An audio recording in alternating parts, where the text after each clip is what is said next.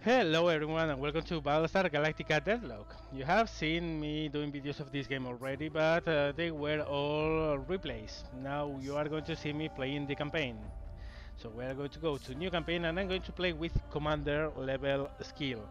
Now I have beaten this game in Admiral already, but it was using nuclear missiles everywhere.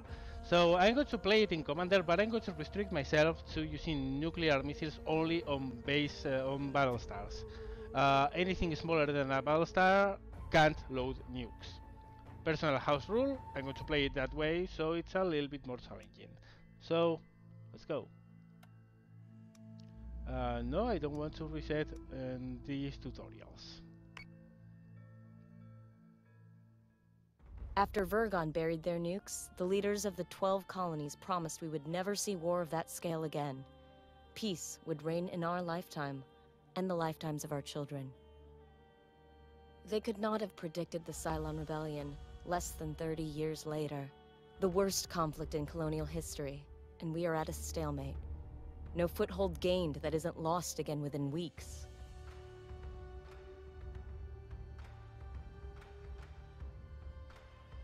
The Jupiter Project was supposed to be our ace in the hole, the largest, most powerful battlestars ever created. Each of the 12 colonies were promised one, in return for signing the Articles of Colonization.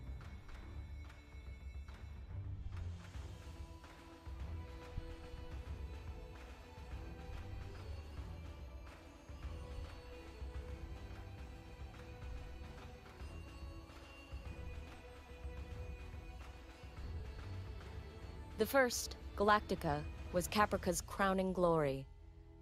It went missing 2 weeks after deployment. Athena, the 5th ship to be completed, belongs to Pycon. We were days away from delivering it when we heard the news.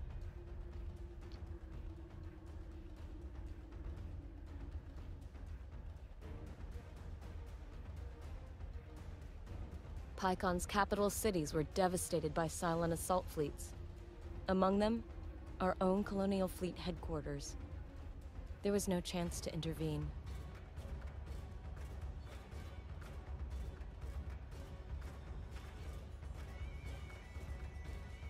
Command of Colonial Fleet has fallen to Rear Admiral Kane.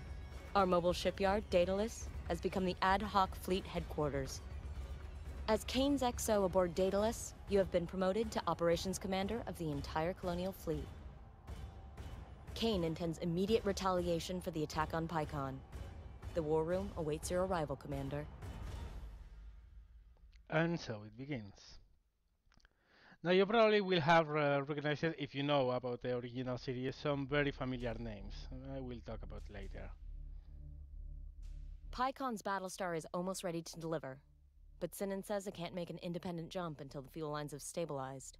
Kane's orders are to jump Daedalus to Pycon with the Battlestar Athena attached ASAP. That means we have to clear the scouts here or risk telegraphing our movements to the entire Cylon fleet. I'll prep the deck crews for the jump while you deal with the toasters. Good hunting, Commander.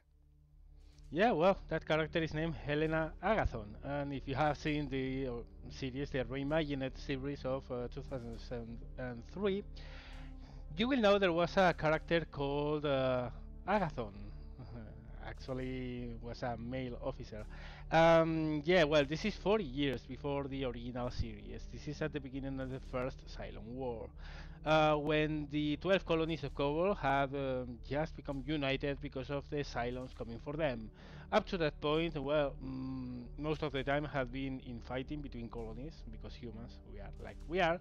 But once we have foreign opponent, in this case not as foreign because Cylons were created by men and revolted, well, they got together by signing the articles of the colonies.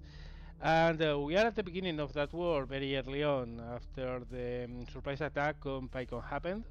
And well, Galactica has gone missing, and we have one Battlestar to deliver to Pycon. The problem is we can't go there because the Cylons are here, and well, if the Cylons get wind that we are going there, they might lay a trap for us. So we have to deal with the threat right here. This campaign, you will see it more as we go by, is semi-dynamic. There are a series of scripted missions that give you access to different blueprints, different ships, different ammunitions, etc. But you can take them wherever you want. In the meantime, well, you will have dynamically generated attacks by Cylons, etc. So you will see that as the campaign goes by. So it's a mix between scripted campaign and dynamic. I like it a lot. Anyway, we have a battle to fight, so let's fight it. Okay, here we are.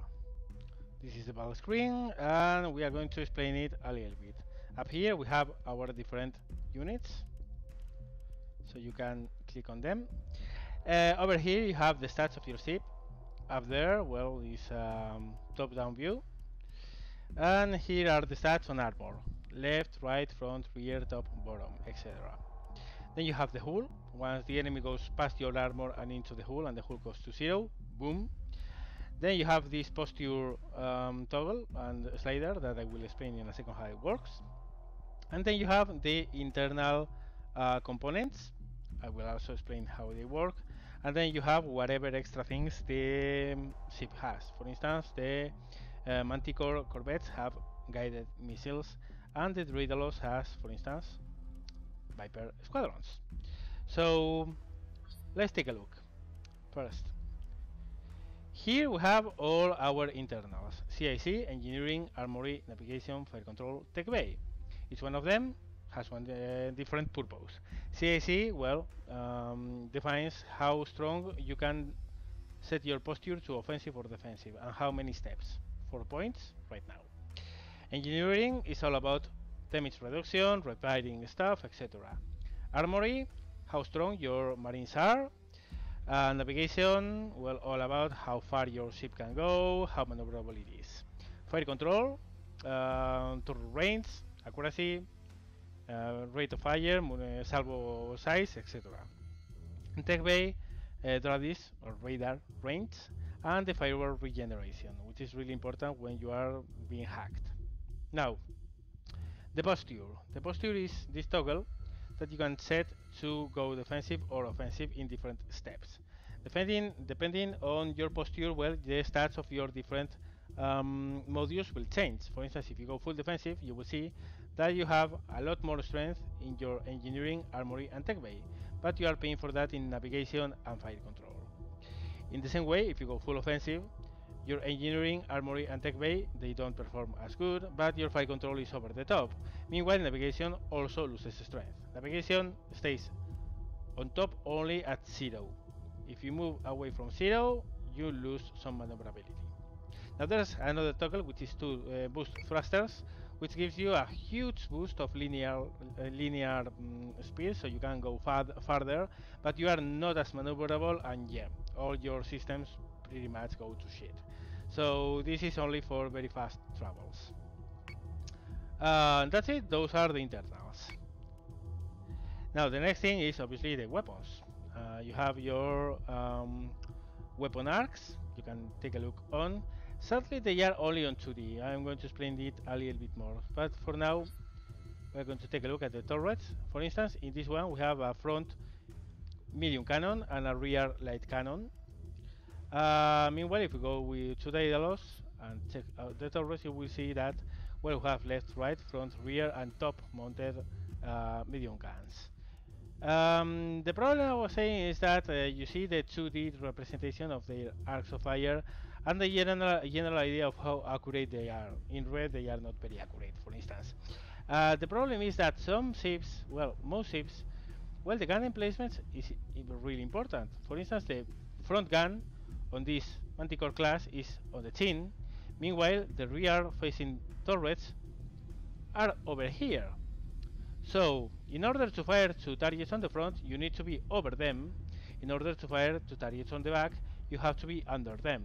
So you, well, under or at the same elevation. And the point is that if we have a guy down there, these turrets won't be able to shoot. So yeah, you have to know your turret placement in each ship. But yeah, well, movement. This semicircle here is how far you can go in a single turn. You always have to move a little bit. One click, it sets your direction. Second click, your elevation and your rotation. Yes, Very Commander. simple, actually. So, for instance, we have a contact in front of us. We don't know what it is. So we want to move closer to ID it. So I'm going to move closer to it. And I'm going to elevate myself quite a little bit. Yes, because, sir. as we said, in order to fire to it, we will have to be over it. Or at the same elevation, but better to be over. Same here, let's move towards it and increase our elevation. Meanwhile, Daedalus has some fighters we are going to launch. And we do have missiles, but the problem is missiles don't lock on unidentified targets. We need an ID in order to fire to them. So that's it for this turn. It's a we go system, so the enemy goes, we go at the same time. We give orders, they give orders, they are solved simultaneously. So there we go. Ships are moving, we have an ID on the enemy, and we are beginning to shoot at it. We are missing most because, yeah, it's very far away. Okay, enemy is a Nemesis class. It has missiles, we can see that. These are its stats, front, rear, right, etc. And we can see the status of their systems as well. So, now, what I want to do is to not come very close to it. We're going to stay at a range, more or less, a little bit higher. We're going to go full aggressive, full attack mode, and target them. Same with this one, we are going to go higher, yes, again, chin-mounted guns, target, okay. And we are also going to use our missiles. Yes, Commander. Now we have an ID, we can give orders Missiles on their way. For them to shoot. Meanwhile, well, our fighters are out of the hangar. Now I'm going to send one of them to defend this manticore, and one of them is going to defend that manticore. Now, Vipers on defensive assignments, well, they try to protect their ships against close enemy ships. Obviously, if they come very close, they will shoot at it, and they also help against enemy missiles. So if missiles are coming your way, they will try to hunt them. They are not really great at that, but it's better than nothing. So orders are given, everything is ready, end turn. Okay, our suits are beginning to hit. Missiles on their way. They are self-guided, so they all hit. IFF confirms unit is hostile. We've got a new Dratus contact. And we have another enemy, which is another Nemesis. So ideally, yeah, this guy is really damaged. We can see that his flight control is in shambles. Front and left armor are gone. We want to finish it off. So I'm going to come a little bit closer from both sides. Not that closer. Collisions in this game are a thing, so you have to be really careful. And hopefully this guy won't. Well, it's very far away, so yeah, I'm not expecting it to hit. And that's it. Our Vipers are coming to assist our ships, so. Missiles incoming! Ooh, missiles incoming. Okay, here you go. The Vipers are trying to shoot some of them down. We shoot some of them, but others are about to hit. The Nemesis, however, is history. We got it. So what are we going to do? Well, first of all, Manticore is going to go full defensive because he's about to get hit, and whatever damage we take, we want to be reduced. We are going to maneuver. So say we all. We are going to target that Nemesis. We don't have missiles. We need 2 more turns in order to reload them. And with this Manticore, we are going to also come closer. So you saw, well, the Vipers did shoot some missiles down, not a lot. Well, not a lot, I mean almost all of them. But these ones are going to connect. So end the turn, yeah, we got hit.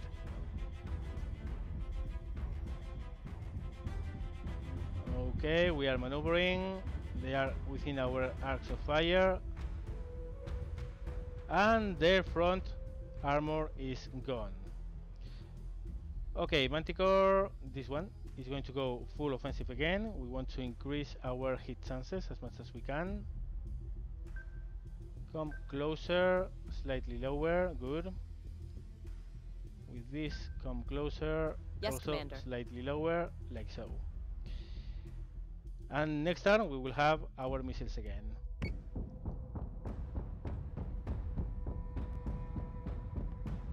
Yeah, we are totally ripping this thing up. As you can see, as it comes close to our ships, the Vipers All hostile contacts are fighting down. and We recorded a big enemies feed of the battle if the commander would like to replay the fleet's performance. And that's our first battle.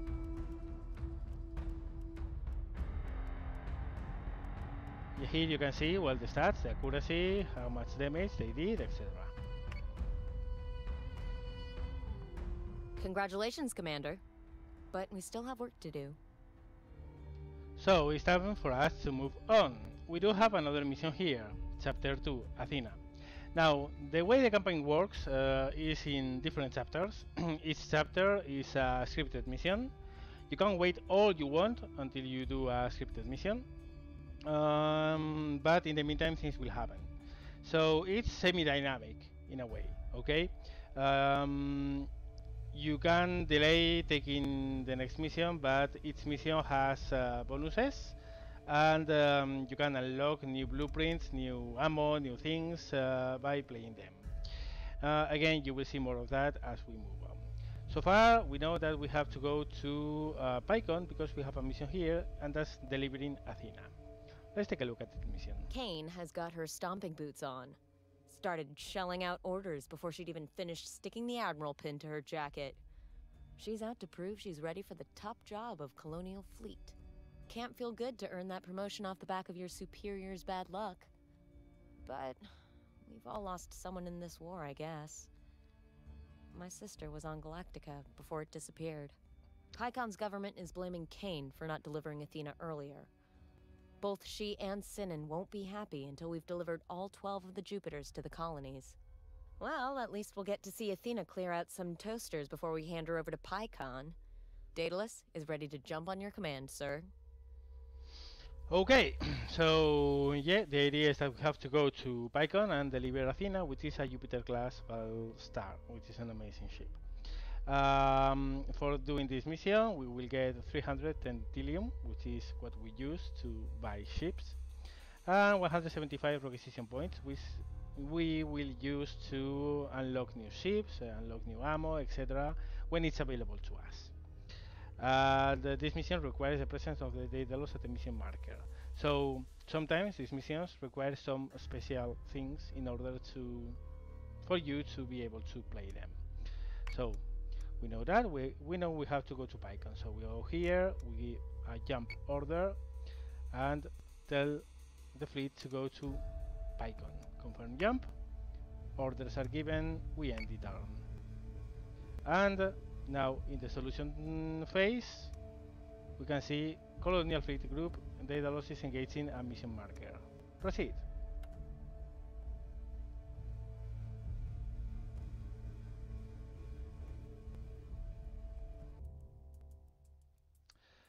So here we have the initial setup phase.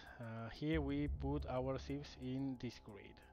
What I'm going to give is the order of Daedalus to move closer, because well, in this battle we are going to have something more than just Daedalus, Lancer and Perses.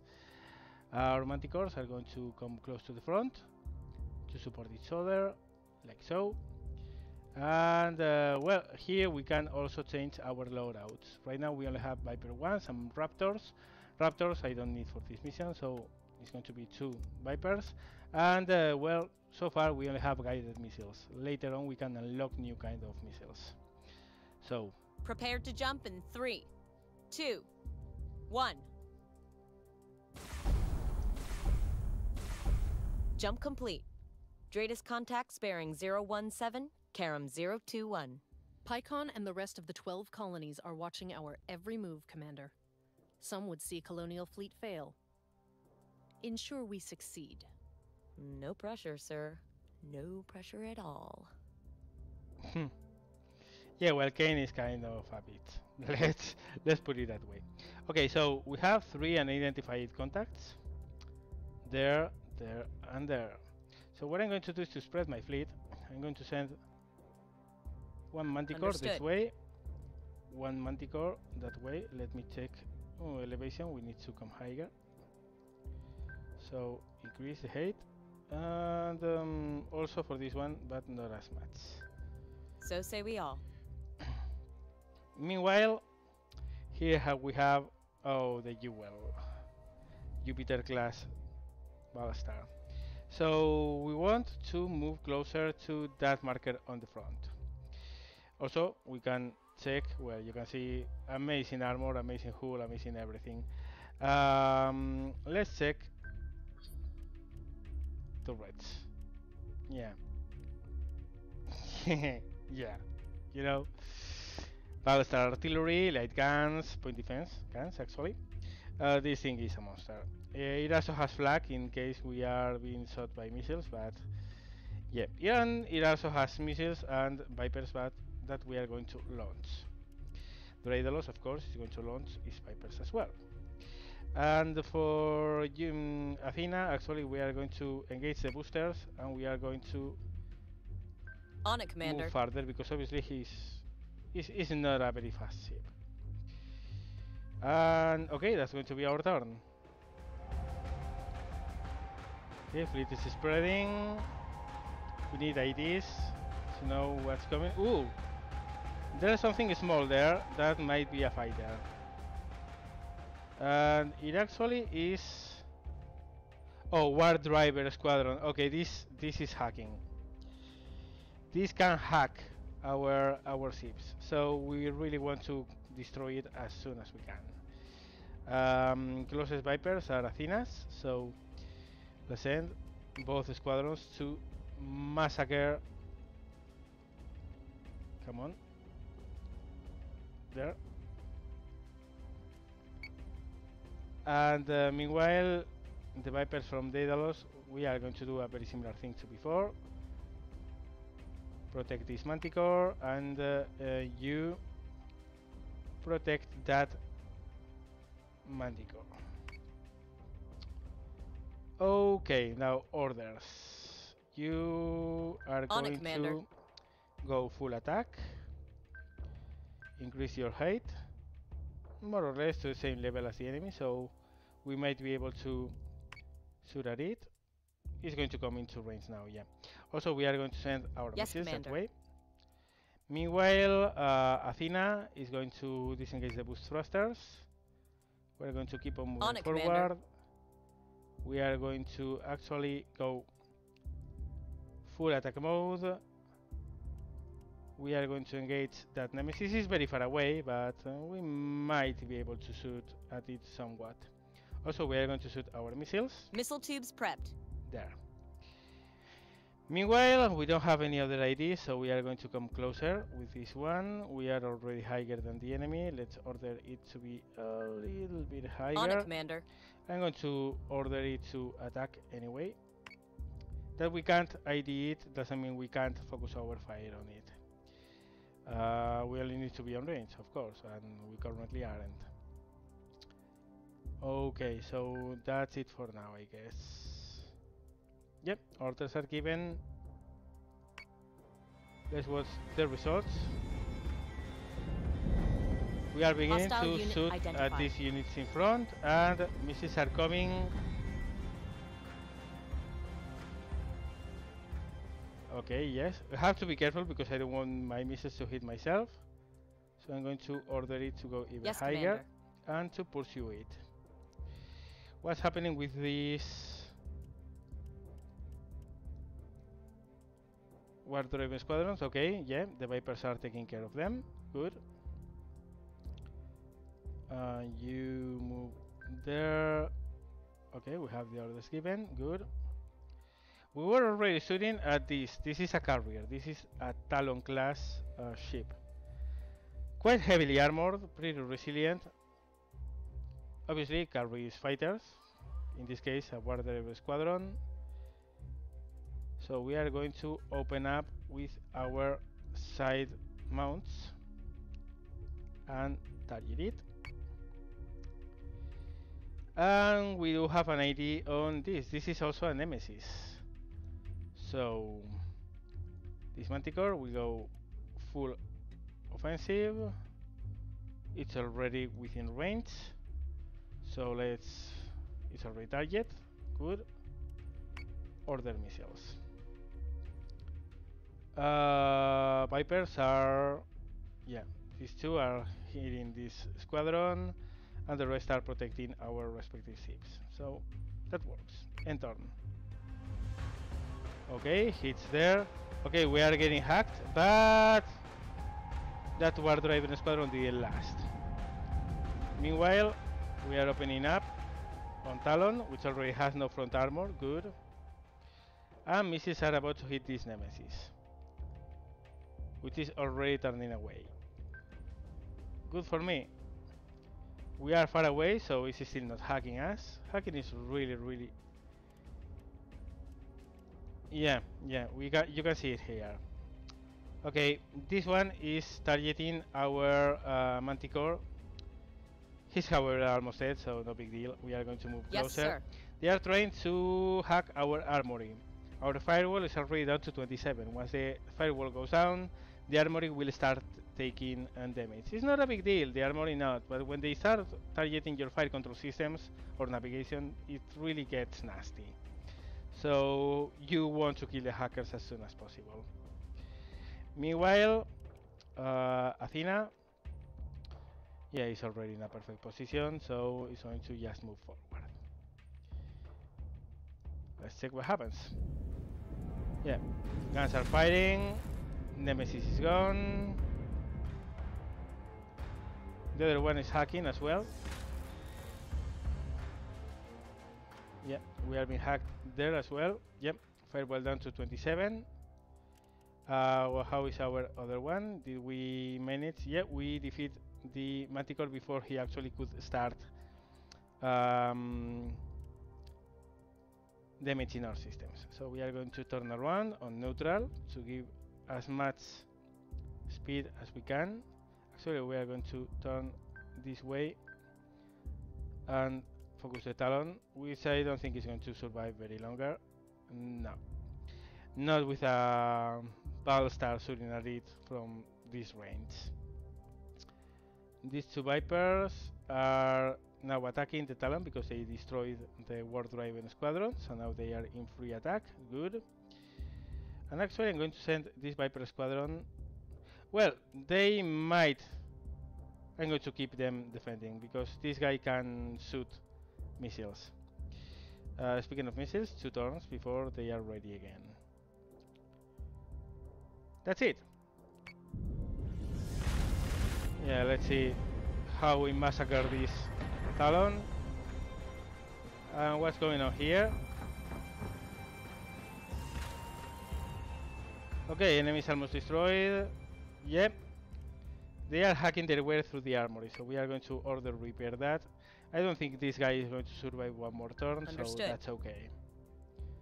And we are being hit a little bit by the rear facing guns of this thing, but yeah, nothing too important.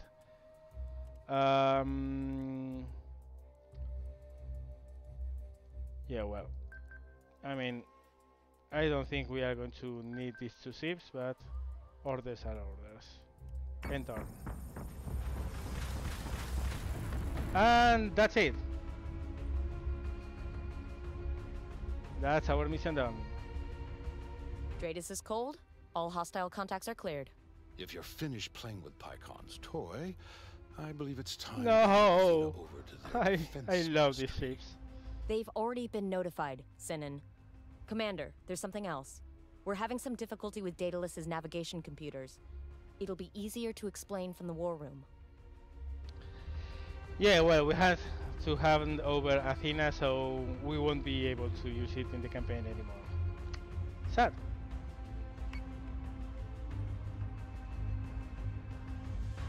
Admiral, Commander, we have a problem.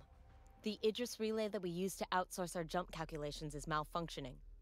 Malfunctioning. What's our effective jump distance? It's difficult to estimate with just the onboard computers. The red line extends beyond Helios Alpha, but we'd probably need an intermediary jump to get anywhere significant outside of the system. This is what an ambush looks like, Commander. Find us a way back to Helios Gamma immediately. I want Daedalus under the cover of Ragnar's clouds before the Cylons can attack. Sir, we suspect a satellite at Caprica Terminal may be the source of the Idris interference affecting our jump distance. I have the briefing packet ready. Okay, let's take a look. Colonial Fleet relies heavily on the Idris network. It provides access to accurate real-time locations and trajectory data of interstellar objects. The network is vital to our jump calculations. Without Idris, we can't tell if there's going to be a planet-sized inconvenience at the end of an FTL jump. We believe the Cylons are behind the interference of the Idris network and using the civilians at Caprica Terminal as a human shield. Caprica has granted us operational access to the terminal surrounds. Galactica is still MIA, so there will be no Battlestar to save the day if the Cylons do show up.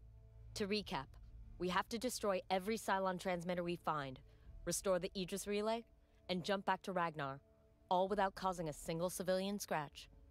Just another day at the office, right, Commander? Yeah, well, that's the info. Yeah, we need the Idris system because jumping between the systems of the 12 colonies relies on that. But the problem is, it's hacked. So we have to investigate and destroy the Cylon emitters that are hacking the system. Rewards, we get quite a lot of Tilion, some requisition points, and the Adamant blueprint. This is really important. This is an awesome ship. In order to do that, we need to move our fleet there. But that's going to be in the next episode because we are done for this one. I really hope you enjoyed this beginning and introduction to the campaign. And if you did like and enjoy this video, please hit the like button. It really helps my channel. And I do need help for the channel. So yeah, if you liked it, well, hit it. Thanks a lot for watching, guys, and see you later.